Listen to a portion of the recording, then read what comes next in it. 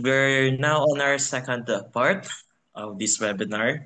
Um, at this point, we're going to talk about some of the digital tools for safety monitoring and compliance. So, na-mention ko na po kanina na currently nasa stage po tayo na meron na tayong mga safety practices. May mga forms na pinifill out, may mga reports na generate and pinipresent and syempre din document not just for safety compliance but more importantly for making sure that yung risk is at minimum sa ating workplace po. Okay? But specifically, focus po tayo sa digital tools, meaning mostly involving computers or mga devices natin, like laptops and phones and tablets.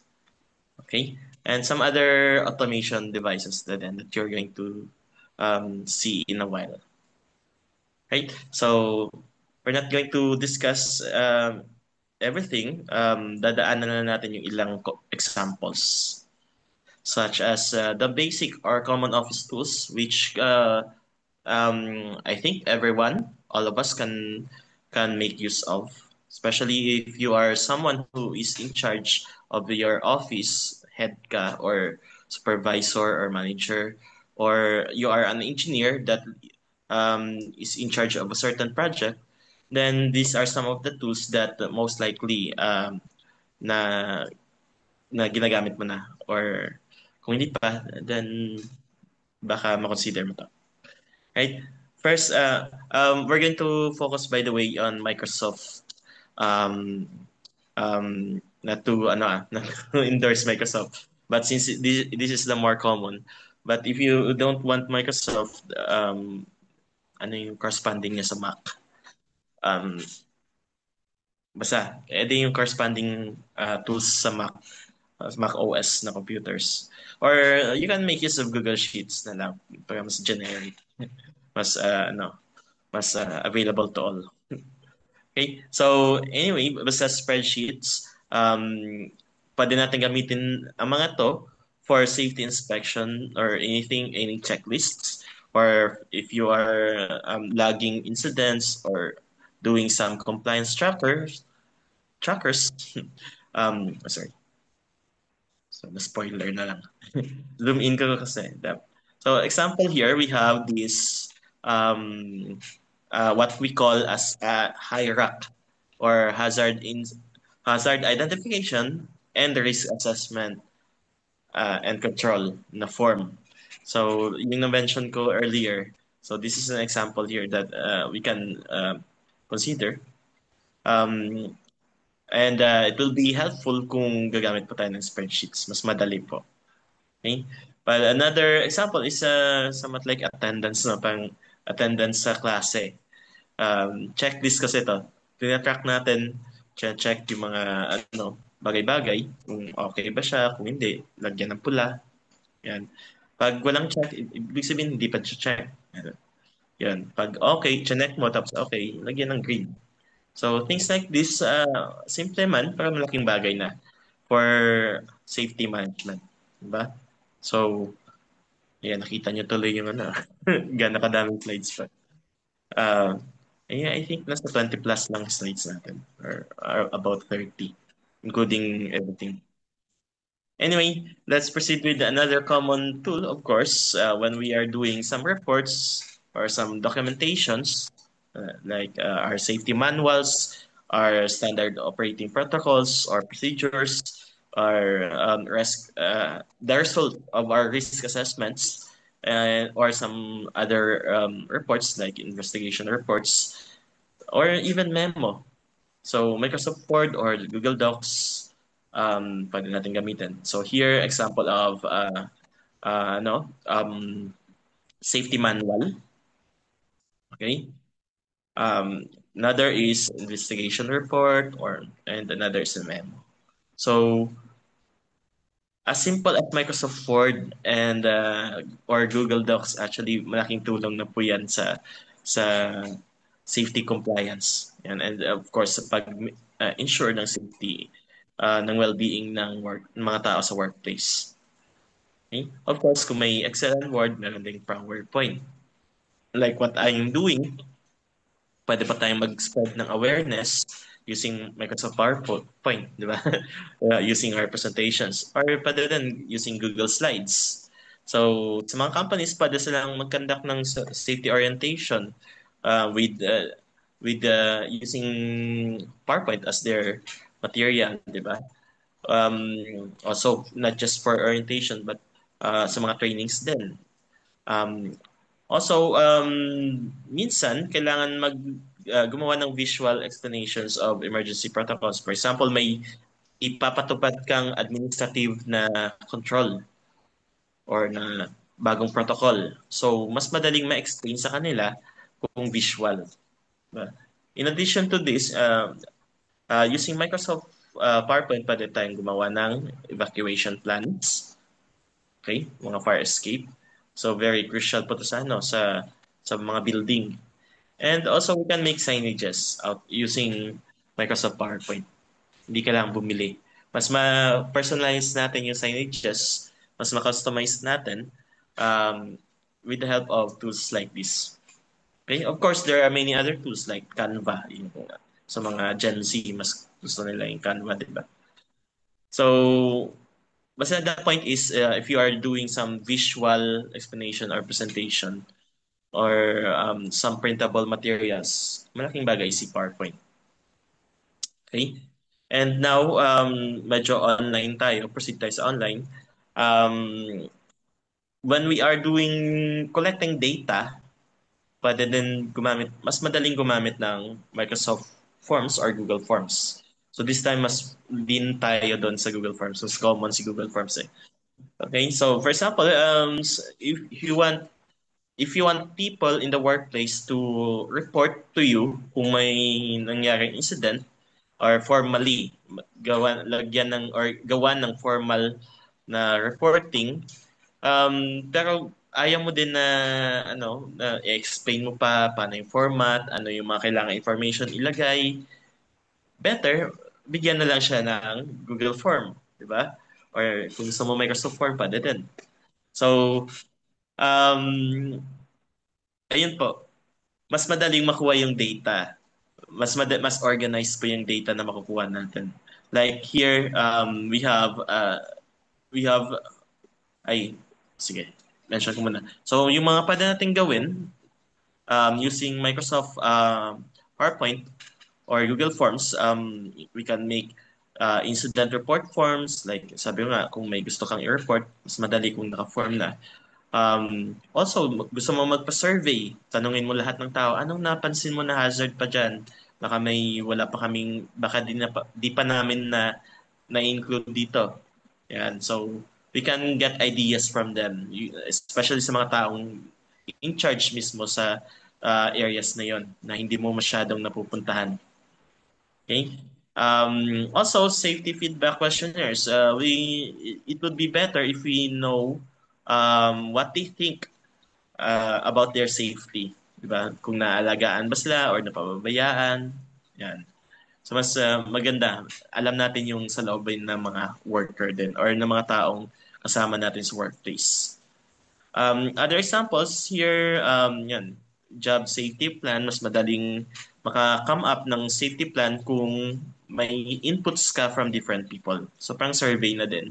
But here, pang hinahati yung task. Okay, ikaw yung gagawa ng ganitong part ng plan, ikaw yung gagawa, siya yung gagawa, and the other one yung gagawa ng next part. So, all in all, mas madali makuha yung mga inputs kung naka-forms na. Diba? Mas madaling matapos. Kasi isa ka lang yung nag-edit, nag-encode ng data. Mas madaling sabay-sabay ka nakakapag-encode. Yan. Also, kung gusto na natin magbigay ng suggestion, mas madali kung naka-form na din. Okay? So, as simple as this, pwede na tayong gumawa ng compliance natin na tools. Okay? Also, pwede din tayong gumamit na, in terms of communication or scheduling our meetings, Yan. So Outlook and calendar or Gmail and calendar pwede natin gamitin for formal communication, scheduling safety audits, or trainings, drills, and maintenance reminders. Also for yan, pwede ding mag-automate tayo ng reminders and confirmations like our meetings or may ano tayo, may event tayo, may safety training sa company. So pwede nating gamitin either si Microsoft Outlook and si Gmail. So with their respective calendar features. Okay? And I believe everyone here familiar na sa kung paano gumamit ng Gmail, di ba? Now, also, di ba, uso na din yung file sharing and collaboration sa online.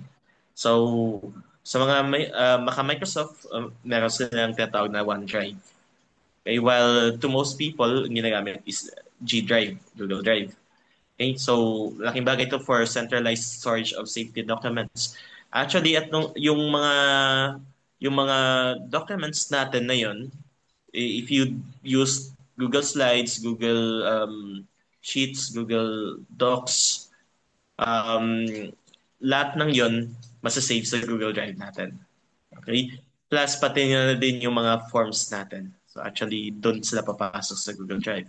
And the good thing about Google Drive is pwede natin i-share sa mga taong concerned or involved sa ating ginagawang safety measures.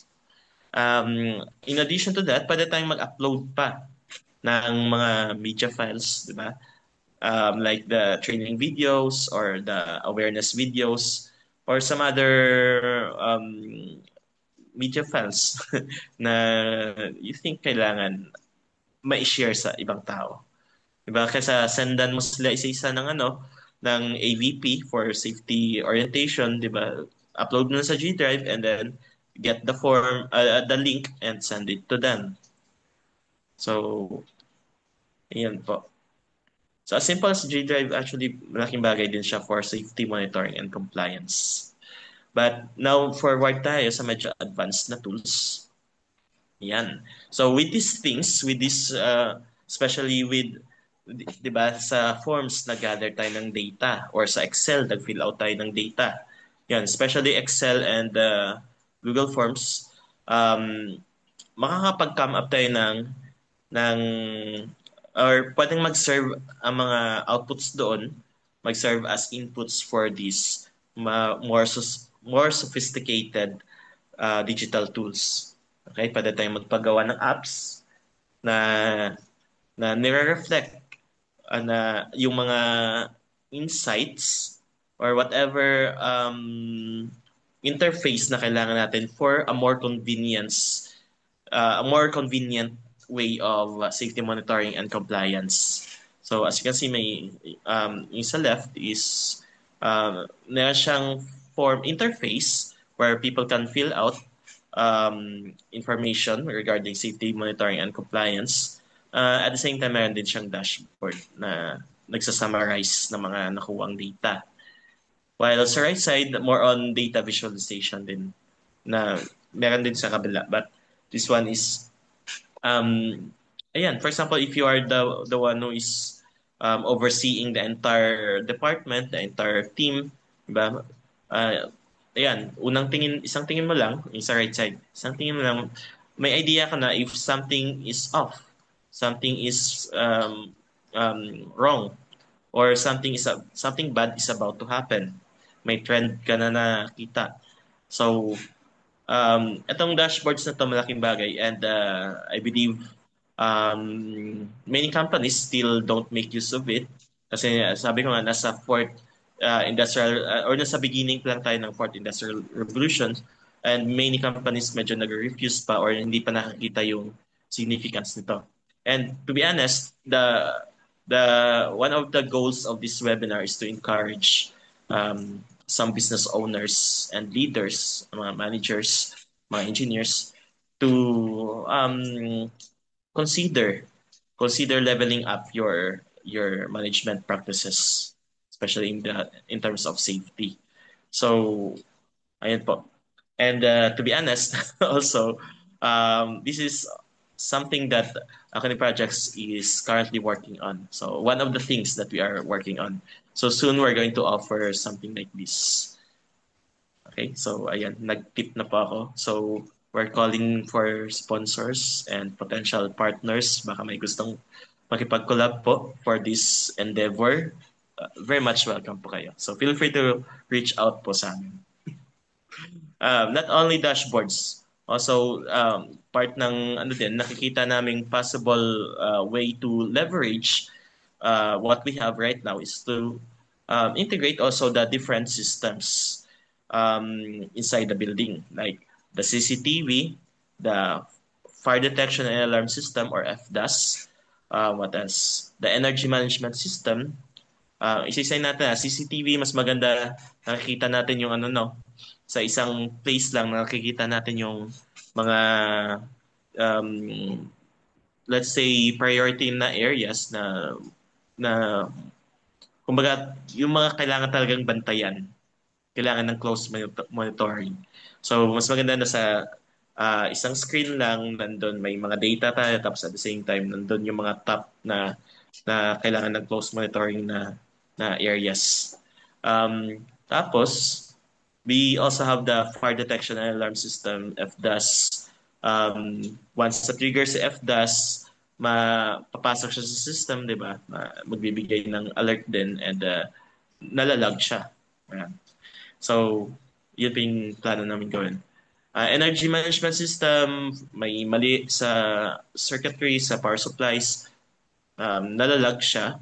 Na-identify siya kung potential accident ba siya, potential risk ba siya, yun, or pwede ba siyang mag-lead sa isang hazardous condition. Yan. So, same thing with the other systems sa building. Baka pwede nating ma-integrate lahat ng yan sa isang dashboard o sa isang app. Like this, by the way. So, for example, this one, we have integrated cameras, yan, and yan. Parang ganito pa yung sinasabi ko. So, all in place, may dashboard tayo wherein mas madali siyang mahanap or ma-monitor yung data natin from different systems. Kung may trigger ba sa kanila na ano na some kind of incident. Yan. Yan. So for example, si heat and smoke detector may na-detect. So hindi lang siya mag-iingay doon, but doon sa app natin magkakaroon siya ng automation, mag-trigger siya ng automation. And access control, for example, may illegal, may unauthorized access, malalag doon sa atin.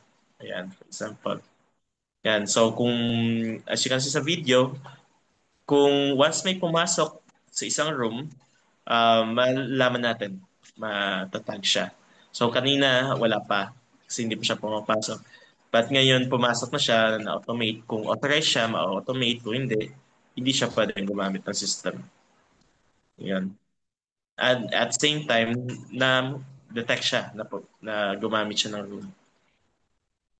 Okay? So, at the same time, di ba, habang ginagamit yung room, mas maganda na monitor yung condition ng room. Like, yung consumption, yung kalagayan ng power supply, kung okay ba or may potential ba na mag-short circuit or mag-overload. Or yan, in terms of air quality, okay pa ba? Or medyo toxic na yung hangin sa loob? Diba? May umutot. Ay, sorry.